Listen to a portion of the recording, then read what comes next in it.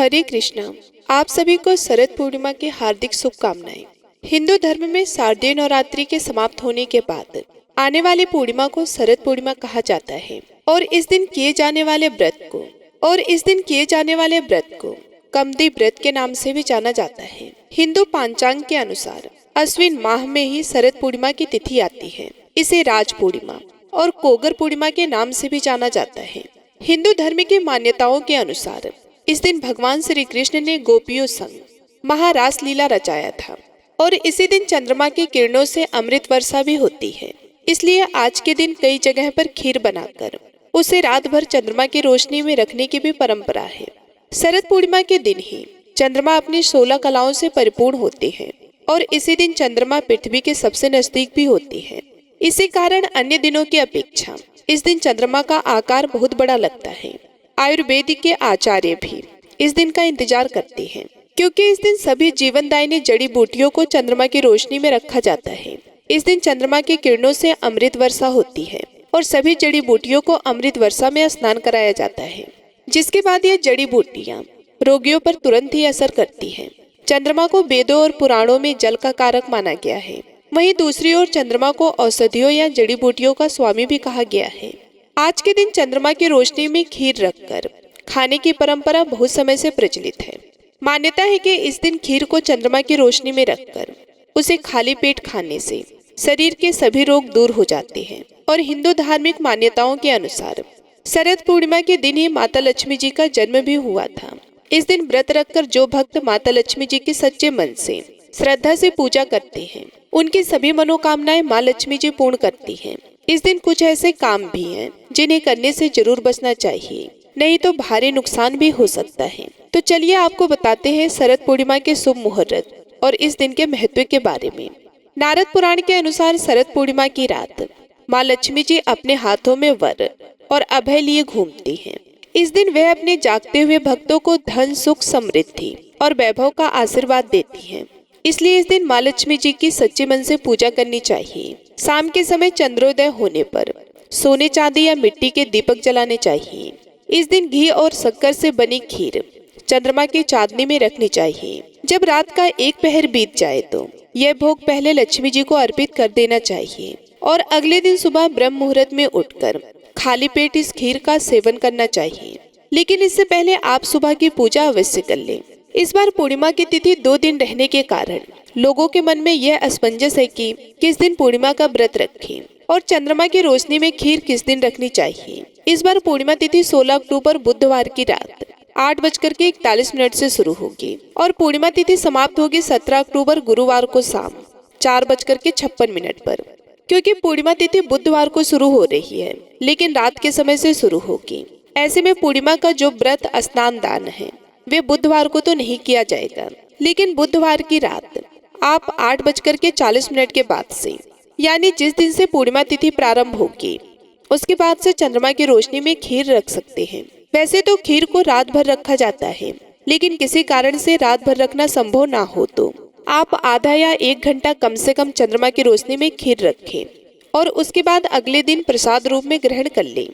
क्योंकि उदय तिथि के अनुसार पूर्णिमा तिथि 17 अक्टूबर गुरुवार को पड़ रही है, यानी कि सूर्योदय के समय पूर्णिमा तिथि विराजमान रहेगी। तो 17 अक्टूबर गुरुवार को ही पूर्णिमा का व्रत और स्नान दान किया जाएगा और इस दिन आप सारा दिन उपवास रखकर शाम के समय चंद्रोदय होने पर पूर्णिमा व्रत का पालना भी करेंगे। 17 अक्टूबर को भले ही जिस समय चंद्रोदय होगा उस समय तक पूर्णिमा तिथि समाप्त हो चुकी होगी, लेकिन फिर भी व्रत का पालना आपको चंद्रोदय होने के बाद ही करना होगा। पूर्णिमा तिथि के दिन सूर्योदय सुबह 6:10 पर, सूर्यास्त शाम 5:55 पर, ब्रह्म मुहूर्त सुबह 4:42 से 5:04 तक रहेगा। अमृत काल दोपहर 2:14 से 3:38 तक रहेगा और राहु काल दोपहर 1:30 बजे से 3 बजे तक रहेगा। अब बात करते हैं इस दिन के शुभ मुहूर्त के बारे में। तो कोजागरा पूर्णिमा यानी शरद पूर्णिमा की पूजा के सबसे शुभ मुहूर्त में, जिसमें सुबह की पूजा का शुभ मुहूर्त 17 अक्टूबर को सुबह 5:08 से 5:08 से 6:20 तक रहेगा। बुधवार के दिन यदि आपने रात में चंद्रमा की रोशनी में खीर रखी है तो आप इस समय पूजा करने के बाद खीर को प्रसाद के रूप में ग्रहण कर सकते हैं। शाम की पूजा का शुभ मुहूर्त शाम 5:49 से 7:50 तक रहेगा। अभिजीत मुहूर्त सुबह 11:49 से दोपहर 12:35 तक रहेगा और गोधूली बेला शाम 5:49 से 6:14 तक रहेगी। अब ऐसे में एक प्रश्न उन तमाम भक्तों के मन में जरूर होगा जो पूर्णिमा का व्रत रखते हैं। तो ऐसे में यदि बुधवार की रात को आप चंद्रमा की रोशनी में खीर रखेंगे तो पहले दिन सुबह सुबह आप उस खीर का सेवन नहीं कर सकते क्योंकि आपने व्रत रखा है। ऐसे में आपके लिए एक उपाय है, आप बुधवार की रात को चंद्रमा की रोशनी में कोई भी दूध से बनी हुई मिठाई जैसे बर्फी या पाक आदि बनाकर रख लें और इसके अलावा आप दही में शक्कर मिलाकर चंद्रमा की रोशनी में थोड़ी देर के लिए उस दही को भी रख सकते हैं, जिसका सेवन आप अगले दिन सुबह की पूजा करने के बाद कर सकते हैं क्योंकि व्रत में दूध से बनी मिठाई या फिर दही का सेवन किया जाता है। 17 अक्टूबर को चंद्रोदय का समय होगा शाम 5:50 पर। तो शाम की पूजा आप इस समय के बाद से तुरंत कर लें और ध्यान रखिएगा क्योंकि इस समय तक पूर्णिमा तिथि समाप्त हो चुकी होगी, इसलिए व्रत पालना करते समय आप देर ना लगाएं और यदि हो सके तो इस समय के आसपास भी आप थोड़ी ही देर के लिए ही सही खीर बनाकर चंद्रमा की रोशनी में रख सकते हैं। पूर्णिमा का व्रत चंद्रमा की पूजा के बिना अधूरा होता है, तो विधि विधान से चंद्र देवता की पूजा करें। यदि आसपास में बादल होने के कारण चंद्रमा ना दिखाई दे तो भगवान शिव के मस्तक पर विराजमान चंद्र देवता की ही पूजा करके व्रत का पालना कर लेना चाहिए। इस दिन भूल से भी लहसुन प्याज का या तामसिक चीजों का सेवन नहीं करना चाहिए और यदि हो सके तो सभी भक्तों को श्री सत्यनारायण भगवान की कथा का पाठ भी इस दिन दोपहर के समय अवश्य करना चाहिए। तो आज की इस वीडियो में आप सभी लोग जानेंगे कि शरद पूर्णिमा की रात को चंद्र देवता की पूजा कैसे करनी चाहिए और संपूर्ण पूजा विधि के साथ ही आप जानेंगे इस दिन से जुड़े कुछ जरूरी नियमों के बारे में। पुराणों में पूर्णिमा को रास पूर्णिमा भी कहते हैं। मान्यता है कि इस दिन भगवान श्री कृष्ण ने महारास रचाकर दिव्य प्रेम का नृत्य किया था। शरद पूर्णिमा के दिन भक्तों को प्रातः काल हो सके तो ब्रह्म मुहूर्त में स्नान ध्यान करने के बाद शरद पूर्णिमा के व्रत को विधि विधान से करने का संकल्प लेना चाहिए। आज के दिन हो सके तो पवित्र गंगा जी में या फिर किसी भी पवित्र सरोवर या कुंड में स्नान करना चाहिए। अगर ऐसा करना संभव ना हो तो घर पर ही नहाने के पानी में गंगा जल मिलाकर जरूर स्नान करें। घर पर ही माँ गंगा का ध्यान करें। ऐसा करने से गंगा जी में स्नान करने का पुण्य घर पर ही मिल जाता है। इसके बाद आप एक चौकी पर कलश की स्थापना करें। भगवान विष्णु और महालक्ष्मी जी की प्रतिमा या तस्वीर की स्थापना करें। हाथ में जल और पुष्प लेकर संकल्प लेने के बाद उस संकल्पित जल को भगवान के चरणों में अर्पित करते। पूर्णिमा के दिन विष्णु भगवान का, माँ लक्ष्मी जी का, चंद्र देवता का और भगवान शिव का विशेष रूप से पूजन किया जाता है। इसी दिन श्री सत्यनारायण भगवान की पूजा भी की जाती है। कथा कहानियां भी सुनी जाती हैं। सबसे पहले आप भगवान को धूप दीप जलाकर पूजन करें, मंत्रों का जाप करें। भगवान विष्णु के और महालक्ष्मी जी के मंत्रों का जाप करके आपको सुबह के समय अगर समय हो तो व्रत की कथा जरूर पढ़नी या सुननी चाहिए, नहीं तो शाम को आपको कथा अवश्य ही पढ़नी और सुननी चाहिए। सत्यनारायण भगवान की कथा का पाठ दिन के समय किया जाता है। शाम को सूर्यास्त से पहले पहले तक कथा पढ़ लेनी चाहिए। दिन भर उपवास रखें और उपवास रखने के बाद शाम को चंद्रोदय से पहले आपको एक बार फिर से स्नान करके पवित्र हो जाना चाहिए। फिर गाय के दूध से बनी खीर तैयार करें। शाम को आप भोग में भगवान को पंचामृत का भोग लगा सकते हैं। चंद्र देवता को खीर का भोग लगाया जाता है क्योंकि शरद पूर्णिमा की रात को खीर बनाकर रात भर चंद्रमा की रोशनी में रखी जाती है। ऐसे में शाम को खीर बनाने के बाद आप चंद्र देवता को भोग लगाएं और उसके बाद बची हुई खीर को आप कुछ देर के लिए चंद्रमा की रोशनी में रखें। जो लोग भी पूर्णिमा का व्रत रखते हैं उन्हें आज के दिन इसी खीर को प्रसाद के रूप में ग्रहण करके अपना व्रत खोलना चाहिए। कुछ लोग तो पूर्णिमा की रात को ही अन्न ग्रहण कर लेते हैं, खीर को प्रसाद के रूप में ग्रहण कर लेते हैं। तो वहीं कुछ लोग पूर्णिमा की रात को किसी भी प्रकार का अन्न ग्रहण नहीं करते, केवल मौसमी फलों का या ड्राई फ्रूट्स का सेवन करते हैं और अगले दिन ही खीर को प्रसाद के रूप में ग्रहण करते हैं। तो आपने पहली बार जिस भी नियम का पालन किया है उसी नियम का पालन आपको आज भी करना चाहिए। अगले दिन इस खीर को प्रसाद के रूप में आपको ग्रहण अवश्य ही करना चाहिए। घर में महालक्ष्मी जी का अस्थायी वास होने के लिए घर में साफ सफाई रखें। आज के दिन अपनी सामर्थ्य के अनुसार कम से कम 11 या उससे अधिक भी दीप आप जला सकते हैं। आज के दिन आपके घर में अंधेरा नहीं होना चाहिए, तो तो रात के समय आप अंधेरी सुनसान जगह में, आसपास मंदिरों में, अपने घर के मुख्य द्वार पर पवित्र पौधे के नीचे तुलसी जी में एक दीपक अवश्य जलाएं। भगवान श्री कृष्ण की पूजा भी आज के दिन जरूर करें। भगवान श्री कृष्ण को हो सके तो नए वस्त्र आभूषण अर्पित करें और उन्हें नई बांसुरी और मोर पंख अर्पित करें।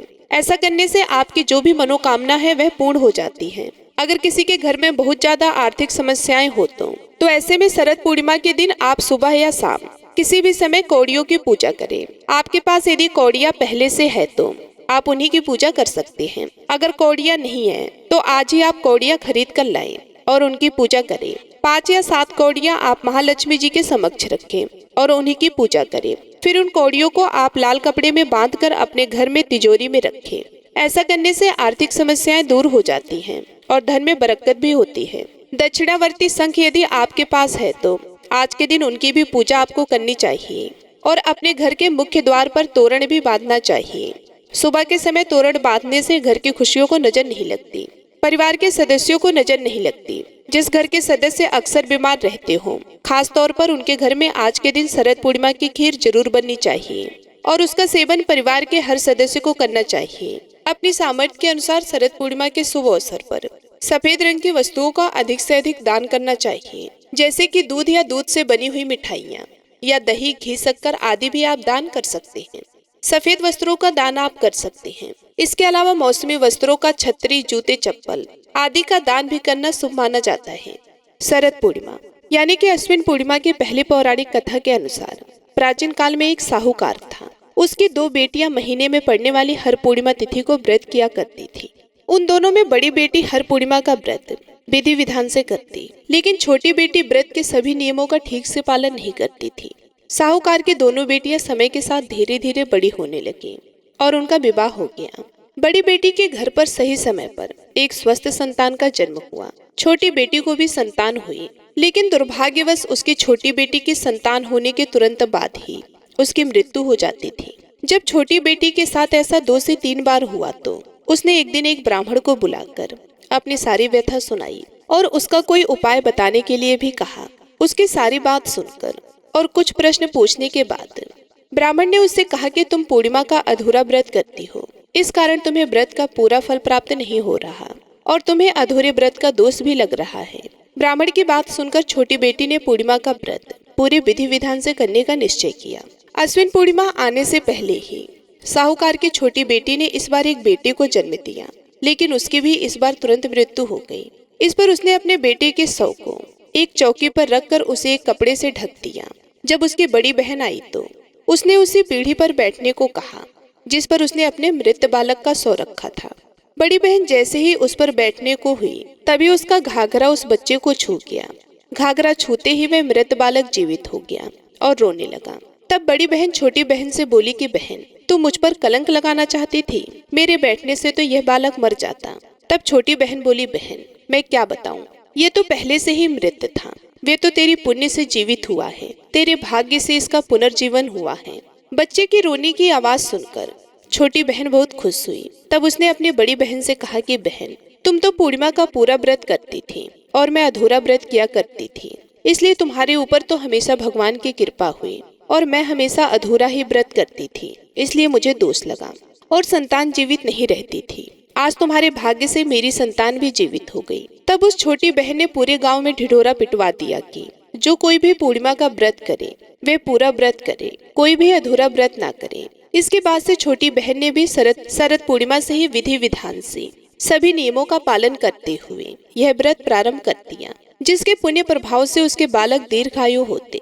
अब आइए जान लेते हैं शरद पूर्णिमा के शुभ मुहूर्तों के बारे में। क्योंकि उदय तिथि के अनुसार पूर्णिमा तिथि 17 अक्टूबर गुरुवार को पड़ रही है, यानी कि सूर्योदय के समय पूर्णिमा तिथि विराजमान रहेगी। तो 17 अक्टूबर गुरुवार को ही पूर्णिमा का व्रत और स्नान दान किया जाएगा और इस दिन आप सारा दिन उपवास रखकर शाम के समय चंद्रोदय होने पर पूर्णिमा व्रत का पालना भी करेंगे। 17 अक्टूबर को भले ही जिस समय चंद्रोदय होगा उस समय तक पूर्णिमा तिथि समाप्त हो चुकी होगी, लेकिन फिर भी व्रत का पालना आपको चंद्रोदय होने के बाद ही करना होगा। पूर्णिमा तिथि के दिन सूर्योदय सुबह 6:10 पर, सूर्यास्त शाम 5:55 पर, ब्रह्म मुहूर्त सुबह 4:42 से 5:04 तक रहेगा। अमृत काल दोपहर 2:14 से 3:38 तक रहेगा और राहु काल दोपहर 1:30 बजे से 3 बजे तक रहेगा। अब बात करते हैं इस दिन के शुभ मुहूर्त के बारे में। तो कोजागरा पूर्णिमा यानी शरद पूर्णिमा की पूजा के सबसे शुभ मुहूर्त में, जिसमें सुबह की पूजा का शुभ मुहूर्त 17 अक्टूबर को सुबह 5:08 से 5:08 से 6:20 तक रहेगा। बुधवार के दिन यदि आपने रात में चंद्रमा की रोशनी में खीर रखी है तो आप इस समय पूजा करने के बाद खीर को प्रसाद के रूप में ग्रहण कर सकते हैं। शाम की पूजा का शुभ मुहूर्त शाम 5:49 से 7:50 तक रहेगा। अभिजीत मुहूर्त सुबह 11:49 से दोपहर 12:35 तक रहेगा और गोधूली बेला शाम 5:49 से 6:14 तक रहेगी। अब ऐसे में एक प्रश्न उन तमाम भक्तों के मन में जरूर होगा जो पूर्णिमा का व्रत रखते हैं। तो ऐसे में यदि बुधवार की रात को आप चंद्रमा की रोशनी में खीर रखेंगे तो पहले दिन सुबह सुबह आप उस खीर का सेवन नहीं कर सकते क्योंकि आपने व्रत रखा है। ऐसे में आपके लिए एक उपाय है, आप बुधवार की रात को चंद्रमा की रोशनी में कोई भी दूध से बनी हुई मिठाई जैसे बर्फी या पाग आदि बनाकर रख लें और इसके अलावा आप दही में शक्कर मिलाकर चंद्रमा की रोशनी में थोड़ी देर के लिए उस दही को भी रख सकते हैं, जिसका सेवन आप अगले दिन सुबह की पूजा करने के बाद कर सकते हैं क्योंकि व्रत में दूध से बनी मिठाई या फिर दही का सेवन किया जाता है। 17 अक्टूबर को चंद्रोदय का समय होगा शाम 5:50 पर। तो शाम की पूजा आप इस समय के बाद से तुरंत कर लें और ध्यान रखिएगा क्योंकि इस समय तक पूर्णिमा तिथि समाप्त हो चुकी होगी, इसलिए व्रत पालना करते समय आप देर ना लगाएं और यदि हो सके तो इस समय के आसपास भी आप थोड़ी ही देर के लिए ही सही खीर बनाकर चंद्रमा की रोशनी में रख सकते हैं। पूर्णिमा का व्रत चंद्रमा की पूजा के बिना अधूरा होता है, तो विधि विधान से चंद्र देवता की पूजा करें। यदि आसपास में बादल होने के कारण चंद्रमा ना दिखाई दे तो भगवान शिव के मस्तक पर विराजमान चंद्र देवता की ही पूजा करके व्रत का पालना कर लेना चाहिए। इस दिन भूल से भी लहसुन प्याज का या तामसिक चीजों का सेवन नहीं करना चाहिए और यदि हो सके तो सभी भक्तों को श्री सत्यनारायण भगवान की कथा का पाठ भी इस दिन दोपहर के समय अवश्य करना चाहिए। तो ये थी आज की वीडियो शरद पूर्णिमा की पूजा विधि के बारे में जानने के लिए और कथा सुनने के लिए हमारे चैनल पर इस दिन अपलोड होने वाले वीडियोज को जरूर देखिएगा। जानकारी अच्छी लगी हो तो वीडियो को लाइक करना मत भूलिएगा। मिलती हूँ मैं आप सभी लोगों से अगले वीडियो में, तब तक के लिए धन्यवाद।